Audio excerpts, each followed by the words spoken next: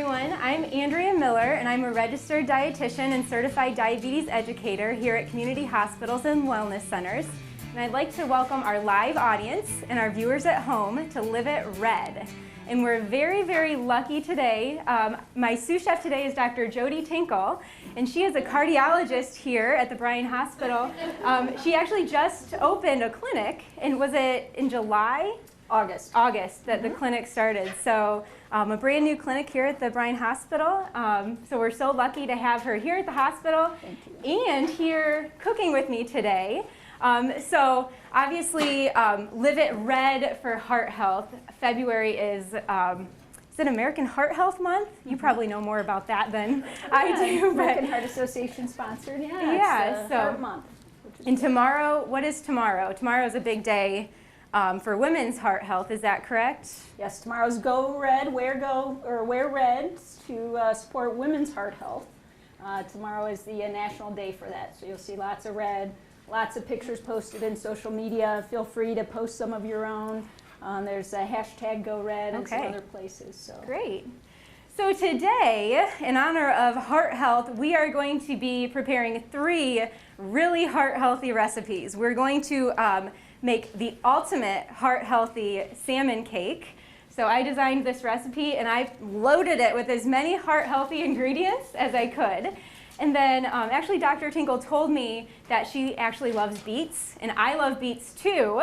So we're going to be doing 2 beet recipes, and I really wanted to show you all how to use the whole beet. Most people, when they eat beets, they think about just eating the root, and it's actually the entire beet can be eaten, and the greens are actually one of the most nutritious parts of the beet. They're loaded with vitamins and minerals, antioxidants. They're super low in calories, so I'm really excited to show you how to use them today. So the first thing that we're going to do is get started with our salmon patties, or cakes, salmon cakes, because they have to sit for a few minutes. We're using oats instead of breadcrumbs in them to up the health factor a little bit. So the oats need a little bit of time to absorb some of the extra fluid. So I'm going to start with a can of salmon. Now I chose to use canned salmon on purpose because we live in Northwest Ohio and we don't have a fishmonger. So I wish we did, but you know, we don't. And it's really hard to find good salmon in this area. So I actually did a lot of research on good salmon choices. Alaskan wild-caught salmon seems to be the most preferable. It's only fresh in season from July, or maybe June to August, I think, so in the summertime. So in the winter months, you'd have to get it frozen. Some farm-raised varieties are okay. This is actually Alaskan pink salmon, and it's in a can. You can find this almost all the time at any store, and it's cost-effective. It has bones and skin in it, so if you're a little squeamish about that, then I doubt Dr. Tinkle is squeamish about fish. No. So you probably... No problem. I can still remember as a kid my mom making salmon patties or salmon cakes. That was This is something that I grew up with as well. Just realized I need a bowl to drain my salmon juice in. So Dr. Tinkle, I wanted to ask you about fish in particular. I work with a lot of people in coaching them on eating better. Fish doesn't tend to be a favorite food of most people, but the American Heart Association recommends eating it 2 to 3 times a week. What if people don't like fish? Do you ever recommend like fish oil supplements, or? It's certainly an option. You know, it's always best to get your nutrition in food. There are a lot of sort of carrier molecules with the nutritious elements in the food, and your body will absorb it better. So you're always better to stick with the food itself. If you just can't stand the taste of things, then certainly fish oil supplements are an option. You want to make sure that you get a good national brand that has quality in it. So you know, I think that's one of the few supplements that has been shown to be effective and shown to be heart protective. So, and you know, that's a great point with quality and everything of supplements. And I guess when I work with my patients, I always tell them, talk to your doctor about supplements before you start to make sure that it doesn't interact with any of your medications. Unfortunately, fish oil is relatively safe you know, it's considered to be just a little bit of have a blood thinning effect. So most surgeons before procedures will ask you to stop it for a few days. But other than that, some people find they still, with the supplement, get a little sort of burpy fish taste with it, and there are, you know, different supplements that can help you with that. Flaxseed oil supplements are an alternative if you just can't do the fish oil. So while we were talking about supplements, I kind of removed some of the bone and skin. You don't have to do that. You can actually crunch it up in there. A little texture. Yeah, calcium as well, and vitamin D. I'm a person that doesn't like to bite into bones, so I get a little funny about that. So I always take them out, but you really don't have to. You can also buy salmon with the skin and bone already removed. And I'm just kind of flaking it up in here, kind of mixing everything together. So I love canned salmon because, again, I can keep cans of salmon in my pantry forever, and I always have a healthy protein source available. So there's our salmon. I'm actually real quick going to show you how to do a flax egg. So you talked about flax as an alternative. So we're actually using salmon and flax in this recipe. Ultimate, right? Yes. So I'm using 2 tablespoons of ground flaxseed. I'm going to give you this, and I'll let you help me out with the rest. Well, this is fork. Steal your fork. I gave you mine. So I have 2 tablespoons of ground flaxseed, and I think I'll use 1. And I'm actually going to do a flax egg. So instead of using an actual egg, I'm going to make an egg substitute here. So I put 2 tablespoons of flax into a 1/4 cup of water and stirred it up. I'm going to let it set for just a few seconds. So it actually kind of thickens up and turns into almost an egg substitute. So we're going to use that in the salmon patties to kind of bind it together. If you don't have flax, or you're not quite crunchy enough to use a flax egg, go ahead and use a regular egg. That's fine. It'll work fine as well. You could also use chia seeds. So that's going to sit. I'm going to have Dr. Tinkle add the 2 tablespoons of dill. And can you find flaxseed? I've never bought it, I have to confess. Can you find it at your local grocery store? You can find it almost anywhere. It does have to be ground in order for it to turn into a flax egg. Most of the time you will find it in its whole form.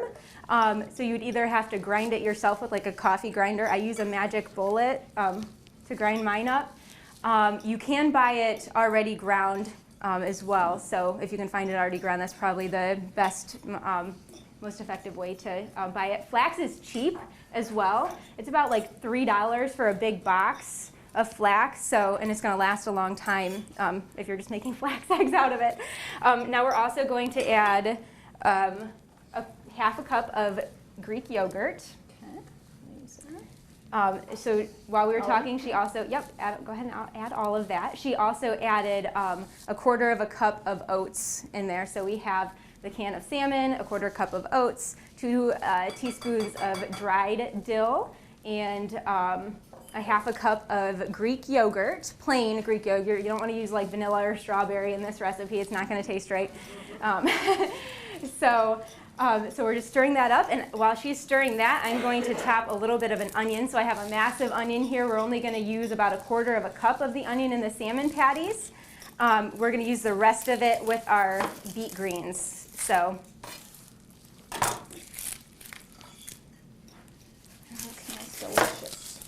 yeah. I mean, it smells fishy. Someone walked in the room, they're like, it smells kind of fishy in here. But it's so good for your heart to, eat fish. And the oily fishes seem to be the ones that are better for you because of the oil that's in them. So salmon and some of the more oily fishes that have the more fishy taste to them really are better for you.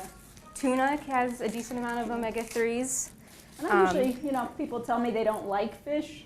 we usually try to look at how they're preparing it, because there are so Yeah. many different ways to prepare fish. Absolutely. Broiling or grilling, or obviously making combinations. So if people tell me I just don't like fish, we start to backtrack or send them to you and give them some delicious Oh, I have recipes lots to of try. ideas up my sleeves. All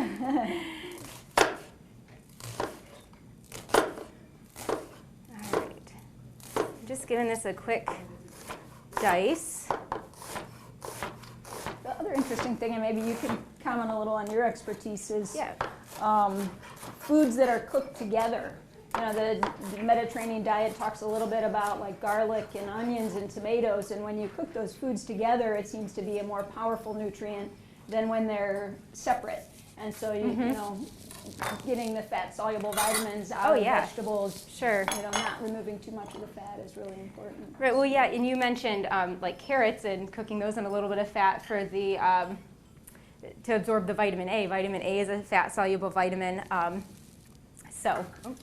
And of course, extra virgin olive oil is Yep. kinda So your tomatoes best. and olive oil would help with some of the absorption of the vitamins, the lycopene. So, all right. So that's a little bit of pepper. I'm not adding salt to this because canned salmon, its one downfall is it does have salt in it, and obviously we need to kind of watch our sodium intake to keep our hearts healthy as well. So that's all the ingredients for the salmon patties. We're going to let it set for just a couple seconds. I'm going to set it over here and turn on my griddle a little bit. So I am using a griddle to cook the salmon patties rather than frying it in a ton of olive oil. I am still going to use olive oil on my griddle, but I'm not going to saturate it in the olive oil. Okay, so now we're going to get started on our beet green saute, and we're using onions and garlic in the beet green saute as well to add flavor and nutrients as well, because onions and garlic are really healthy for your heart too. Lots of different antioxidants there. Every single vegetable has different antioxidants in it, so that's why we need to eat a variety of different vegetables in different colors. So onions and garlic would be white vegetables, and beet greens would be the dark green leafy vegetables. So while have the onions in front of me, I'm going to continue chopping. I need about a cup of onion for the beet greens, and that looks like about a cup. When you're cooking like sautés and things like that, you don't really have to measure portion sizes all that much. I mean, if you get a cup and a half of onions or a cup and a quarter, I mean, it doesn't really matter, just about a cup. Make sure my accountant husband is listening to that, and I'm just throwing stuff in. He's like, "Where's the recipe?" I'm just making this up. And then I guess I will measure the olive oil. We need about 2 tablespoons of olive oil here. The hard part of that is you never quite make it the same every time, so you get that perfect recipe. That's right. And you're like, oh. And actually, we forgot our yes. egg. Do we need to add that thick Oh, here? okay.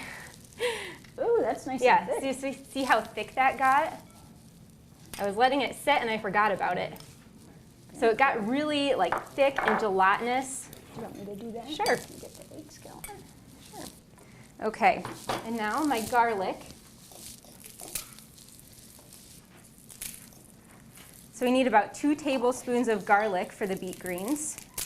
So I'll go ahead and chop that up.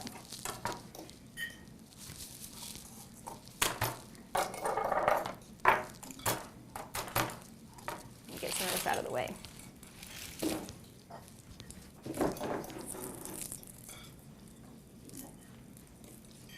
One of the other alternatives that I often, you mentioned salt and how ways we can reduce our salt intake. If you look at natural herbs, they're one of the most concentrated forms of antioxidants. Yes. So if you look at their content compared to other foods in very small amounts, you get lots of antioxidants. So I often will ask people just to put the salt shaker away and get out some basil or get out some rosemary. Any herb that you enjoy, any mixture that you like, it's going to be so much better for you than the salt. And we put dill in the salmon patties, but you could use really any herb or spice that you have. So if you had some extra parsley or rosemary or whatever you had lying around, you could throw it in there and it, basil, I mean anything really. So I'm giving my garlic a little chop here. Actually, the more you chop garlic, the more heart health benefits it has. It helps to release some of the nutrients, and when they're exposed to oxygen, it helps to develop them. I think the phytonutrient in garlic is called allicin.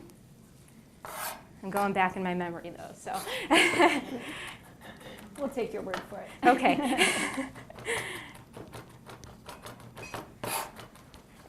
Foods are so complex. Every food has so many different nutrients in it, and so many phytonutrients. Again, sometimes it is hard to keep track, but again, variety, I can't stress variety enough. Okay, so we have our onion and our garlic. And I guess I'm not going to turn the heat on quite yet because I want to make sure we don't burn anything while we're chopping our greens. So we'll set this aside again now that everything is added. I'm going to, you can grab 3 of the beets. Okay. And 3 looks good.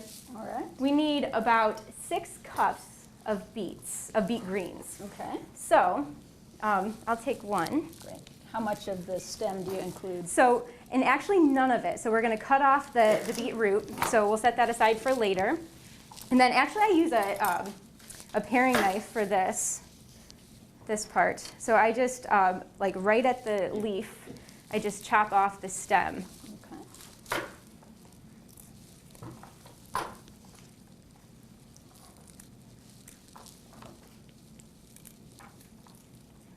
And some of these little tiny stems are probably fine to put in there, but the big bulk of this stem tends to get a little bit tough. So, okay, so I have a little bit there. I can steal a couple more from you.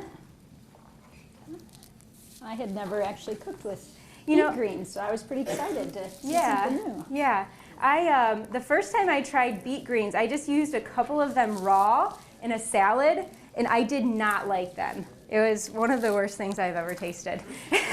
And I did not eat beet greens for a long time after that. But then I found this recipe, and I actually fell in love with them. We're going to add some sun-dried tomatoes and capers to it, and it just kind of complements the beet greens and brings out the yummy flavors in them. And plus, cooking them really helps. And actually, cooking some vegetables is beneficial. Because beet greens have some acids in them that really need to be cooked in order to help our body absorb the other nutrients, so the acids don't bind to the nutrients. So I turned on our heat. I'm going to let the onions and the garlic kind of cook for a few minutes. And while we're doing that, we're going to slice up the beet greens even further.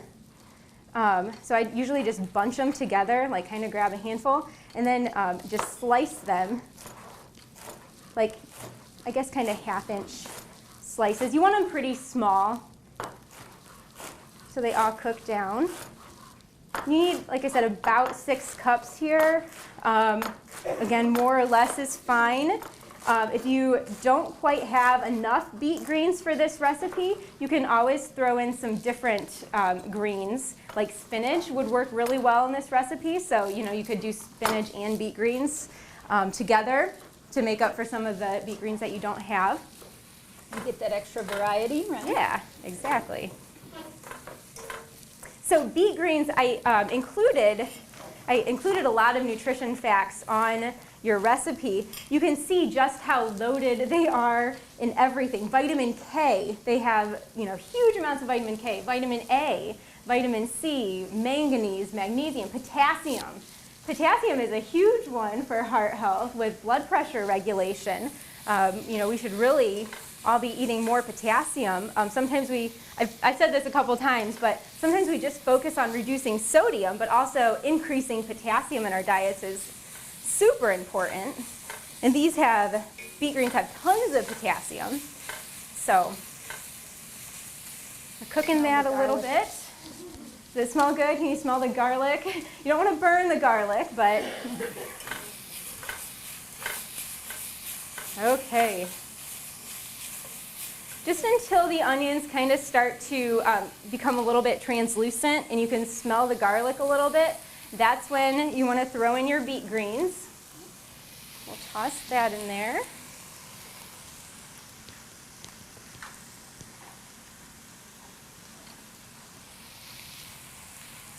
And I'm going to let you stir. Okay.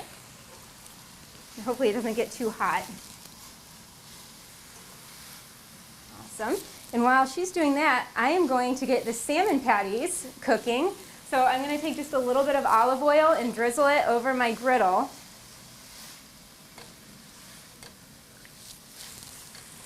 And my trick is to use a paper towel. And I just kind of spread the olive oil around.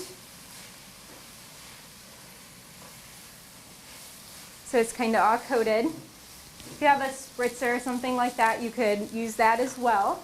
And now I'm going to take my salmon, and I'm actually going to take a half-cup scoop. And I'm just going to kind of drop them onto my griddle and flatten them out. So these are nice and solid. I was actually, the first time I made these with Greek yogurt, I was kind of worried that they were going to be a little watery. But again, when you let the oats sit, they absorb some of that extra liquid. So they actually get pretty firm. Those are looking really good. You see how pink they're turning? That's very pretty. That's the beet. Beets, they have a phytonutrient called betaline in them, or something like that. Anyways, and that's what gives them that bright pink or red hue. And it has a lot of anti-inflammatory and antioxidant benefits. So that actually looks really good. We're going to add some sun-dried tomatoes, so about 2 tablespoons. And I like to get the dried. You can buy them oil packed as well, but I like the dried because I think it makes them a little chewy. And I like the chew with the beet greens. Okay. And now we need a teaspoon of capers. This might be difficult to do. Maybe I'll use it. I'll just add a couple half teaspoons. And sometimes I add a little bit of extra capers just because they're really yummy. All right. They actually potty trained my son with capers. I thought Cheerios were. Cheerios, no. M&Ms, no. We tried Peeps, Capers, yes.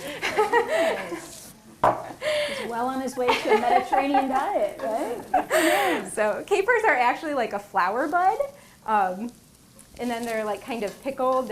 If you've never had capers before, they're kind of salty, so that's what kind of adds this salty punch to this recipe. And I'm going to add a little bit of pepper again.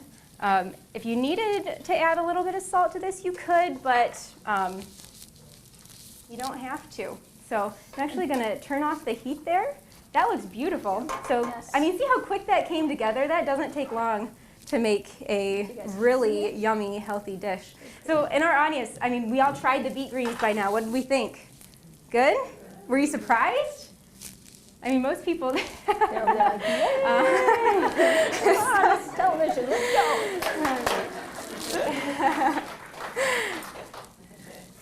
And I heard something about a special birthday cake you made for your son once. Oh, yeah. So maybe you could tell us about that. I did, for my son's first birthday, I did make him a red beet cake with chocolate avocado frosting. It was actually really good. I mean, there was sugar in it. I'm not like that bad of a mom. But that's great. yeah, he ate it and, did the cake smash. It's, smeared all over his face. We have adorable pictures. So, yeah, it turned out. Yeah. Second child, though, boxed cake mix. All right.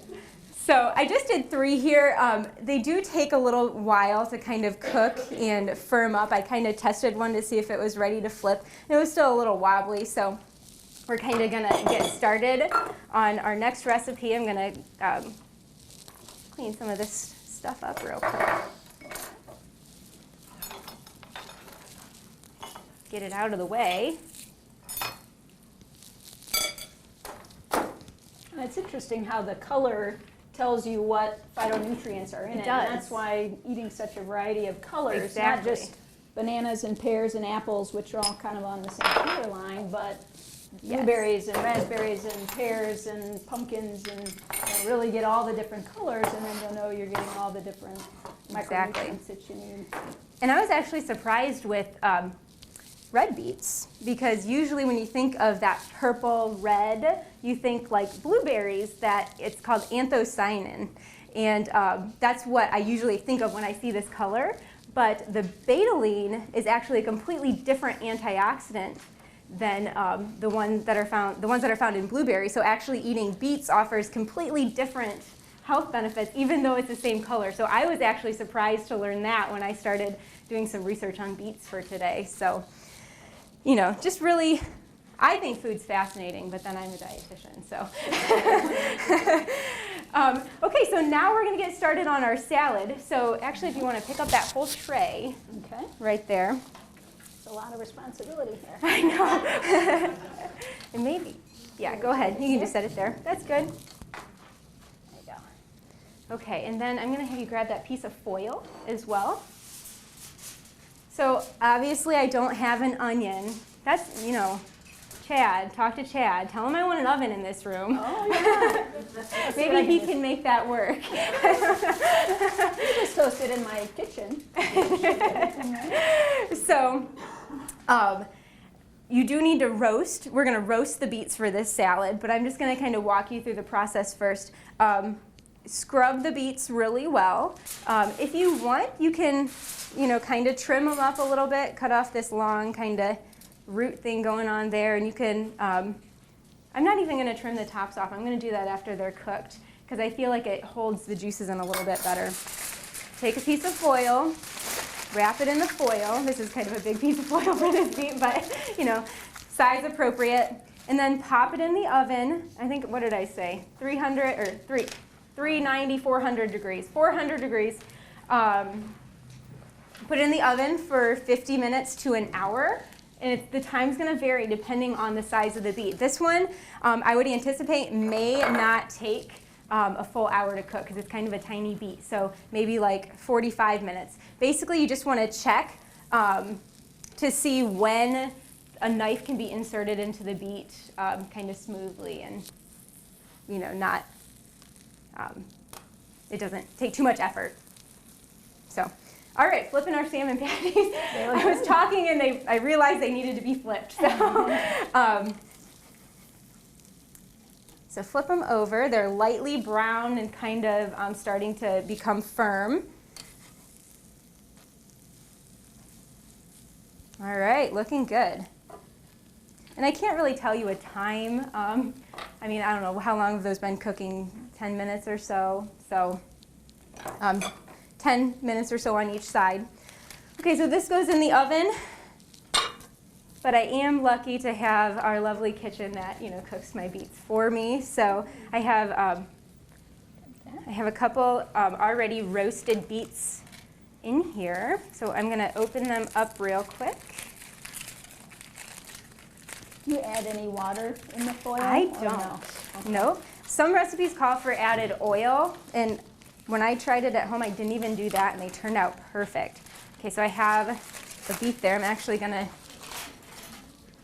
there's several different ways you could peel them. I'm gonna give you a paper towel. And actually, if you wanna put on gloves, you can. Or if you wanna play a really mean trick on your family members, you know, you can tell them you cut off your finger. And it's really mean. I actually wouldn't recommend that. So I'm going to use a paper towel to peel the beet. Once they're cooked, you can kind of just see, like, rub the peel off with the paper towel. Is it coming off for you? Mm-hmm. Almost can just peel it. Yeah, it's just like, it takes very little effort. And then they're nice and smooth.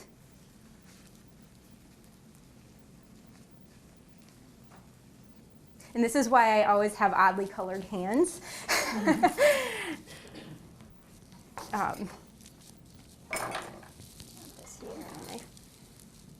Perfect. So then you just slice them to get them ready for your salad, and they slice super easy, like it's like cutting through butter. Should I mention butter? There are worse things. So. And actually, we were just looking through some of the recent changes in food recommendations, and butter is not quite as far to the left as we used to think it was, Yeah. a little more towards the middle. Definitely healthier choices, but not the worst things. Like olive oil, right? That would be a good choice. a good choice for a heart-healthy fat. So, and we're going to use more olive oil today. We're going to go ahead and make our dressing. So if you want to grab the small bowl and the whisk. Okay. And canola oil is another one that Yeah, olive oil absolutely. kind of has a strong flavor does. to it. So It does. if you're baking, canola oil Right. is a good choice. Right. Also, it's less expensive than olive oil. Mm-hmm. Olive oil can get pricey. Canola oil has a lot of similar heart health benefits. So, if you swap out canola oil for olive oil, if you're on a budget, you should still get the same heart health benefits. So now we're going to make our own dressing. We're going to use red wine vinegar and some honey.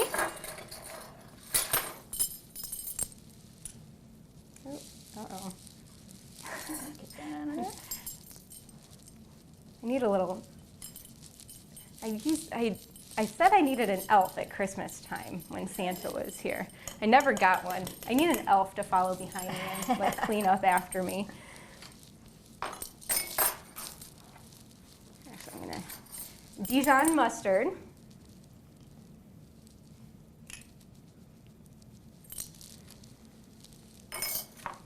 And olive oil. Keep putting my. So I have 3 tablespoons of red wine vinegar, and I like to use 1-to-1 with my oil and acid. Other people like to go heavier on the oil, but I like a little bit more bite, so it's up to you. I made the recipe, so clearly you get what I like. But you can, this is just a basic recipe. You can change it to, your preferences. Don't be afraid to, make some small changes.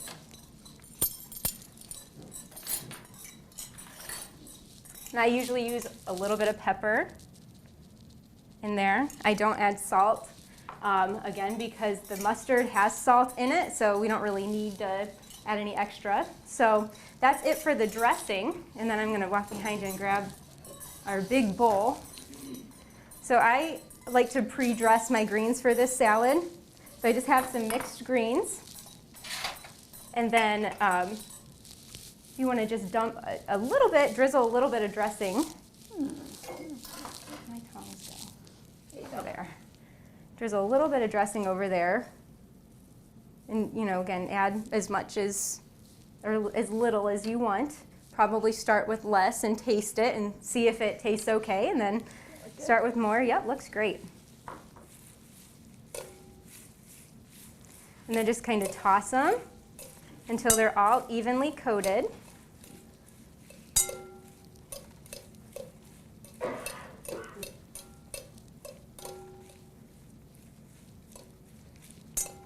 Okay. Now I'm going to grab a little plate and show you how to put the salad together. So we're going to make little individual servings here. Sure. This was actually where I first kind of fell in love with beets, was a salad with beets on it and had orange and red beets and a little bit of goat cheese and walnuts. So yeah, exactly. A few walnuts, so another heart-healthy fat.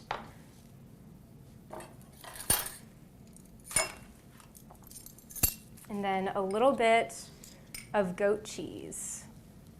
I love goat cheese. I feel like it just, especially with beets, it just adds like a rich, creamy flavor, I guess, or texture.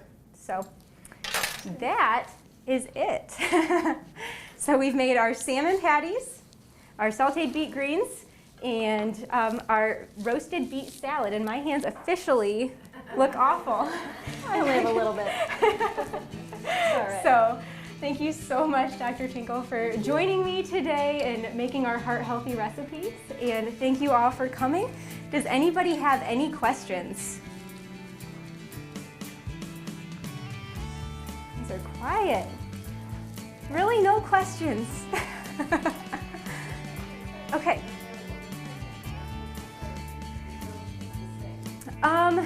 So the thing with feta cheese or any soft cheese when you're pregnant is the risk for listeria. Technically it should be okay as long as it's made with pasteurized milk. So as long as you see the word pasteurized milk as the first ingredient, you should be fine eating the cheeses when you're pregnant. Anything else? Okay, everybody in our audience got a beautiful beet in a rose bag to take home. So I hope everybody enjoys their beet. And thank you all for coming. And I hope you can join us next month for Live It Irish.